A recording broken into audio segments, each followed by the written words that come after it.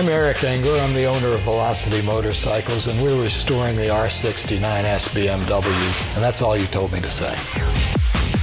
First I break it, then I fix it.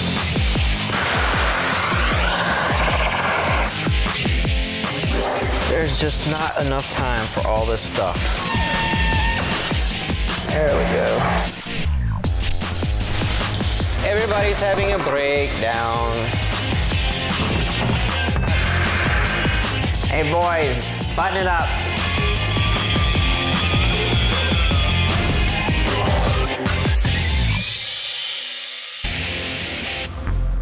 Now, we hope you've enjoyed our little adventure with this project, because if Dave can't fix that final drive, this whole mission comes to a screeching halt. And it's not just Eric who'll be looking for answers. We need an exit strategy to South America if this project doesn't get done. But who exactly are the guys planning on running from? It's a company and a magazine you might be very familiar with. But since we can't fit an entire company in one interview, we chose two key people. Walneck's decided to do the Restoration in Progress project at the request of George Brooks, who is the president, and he really wanted to be able to highlight the restoration of a bike and do a project that would be giving back to the Walneck subscribers and readers that we've had for 30 years next year. We chose the Juvenile Diabetes Foundation because we have a staff member at Walneck's Classic Cycle Trader that lives with diabetes. And Velocity Motorcycles is a natural partner for this because of their involvement with so many charities in town. Well, since you put it that way, there's even more reason to fix this problem. No pressure, Dave. Jesus, hallelujah. When you break it, calm down. Now, what's the plan? It has an inner pinion and an inner ring gear bearing in that final drive now. And I had to clean the bore up and refit the gears so that they meshed and had the correct amount of lash. English, man, English. We were able to have the machine shop take enough material out to allow those two pieces to fit back together, and then he was able to weld it. While Dave is executing the solution for the final drive, the gas tank and fenders are being sent out for their custom paint job. It's the only way to ensure our bike looks her best for the ball. This is the actual tank. The first step is to chemically remove the previous paint job off the pieces by applying a few coats of stripper. After that, the paint simply starts popping off. The worst part about chemical strip is you have to make sure that you get all the stripper removed from the bare metal, or the next coat of paint that comes on is going to come off sooner or later. Next, it's time to assess if there's any damage or work Rhonda will have to do before putting the tank in the bead blaster. All in all, this tank is in great shape for its age. Just has a few minor body dings, but the inside, the seams is all original. There's no problems with the side panels. The inside of the tank is very clean. So all in all, this is about the best case scenario you could find on a 40-year-old bike that's been driven. That's a relief. After the parts are bead blasted, any imperfections need to be addressed. In order to get a scratch and sand-free finish, the bodywork will be hand sanded after patching. Last stop is priming, sealing, and painting.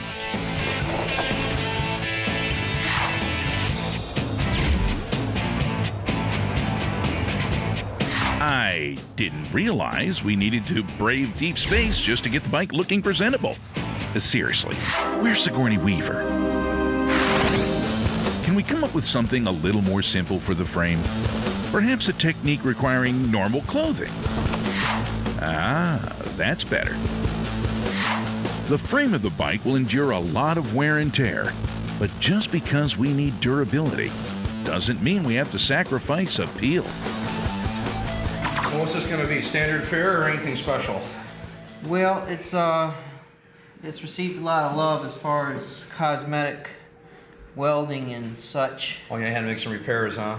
Yeah, it had some sidecar lugs welded to it. Okay, so you're making like a standard frame now, just a straight up? Yeah. Okay. And there's some little Okay, so you- imperfections that we're going to need to get you to fill. Okay, well, we're gonna do this in gloss black, Dave? Yes, sir. Okay, all right. Well, I You should be need able it to- yesterday. Well, today's Thursday. I should be able to have it for you by next Thursday. Okay. All right, David. All right, Have a good weekend. Powder coating begins by treating the surface to ensure it's free of grease and contaminants. The parts are then moved to a spray booth where they're coated with a seamless finish. Lastly, they enter a curing oven to melt and preserve the coating. The result is a durable, attractive product that, unlike traditional painting, is smudge and chip-free. With the frame back from the powder coating, Dave begins the reassembly immediately by installing the new and, more importantly, correct telescopic fork. I'm hoping to move right along with the project now. In a few minutes, we'll put the front end on and put the front wheel on, and we'll have almost a rolling chassis.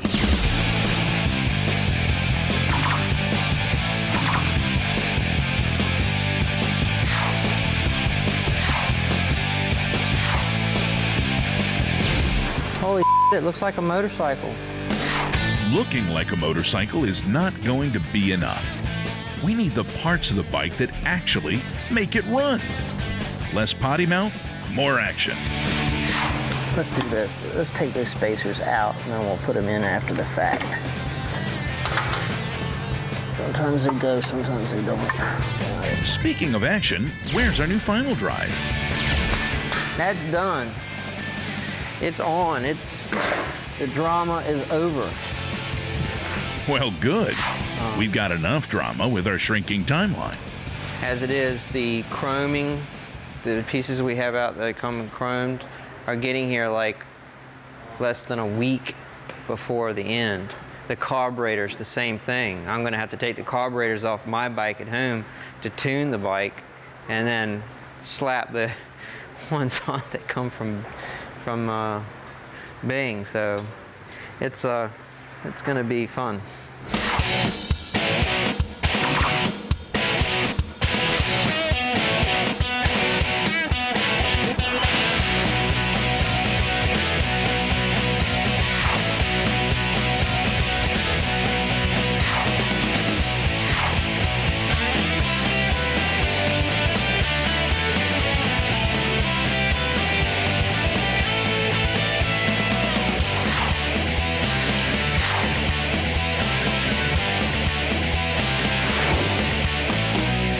In the final phase, there's just a few additions and finishing touches.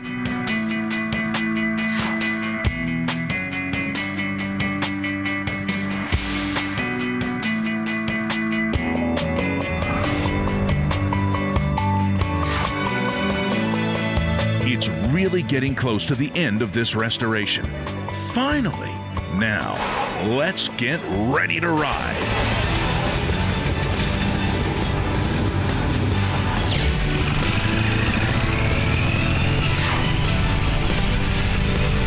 Great job, Dave. Isn't she beautiful? It's always sad when the process is over.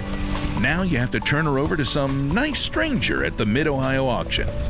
They grow up so fast, don't they? It's turning out to be a really nice bike. It certainly had a lot of work put into it, and you know, if anything was even questionable, we replaced it. So I mean, there was no cost cutting in this restoration at all. Hopefully somebody falls in love with this U.S. front-end bike and decides to pony up for it. Just because we're finished doesn't mean this is over. How will the bike do at the Mid-Ohio event? If you want to find me, I'm either going to be looking at the vintage racing, or I'm going to be elbows deep in the swap meet looking for parts. Who will end up owning this masterpiece of metal? Make sure to check back with us. We're still Restoration in Progress.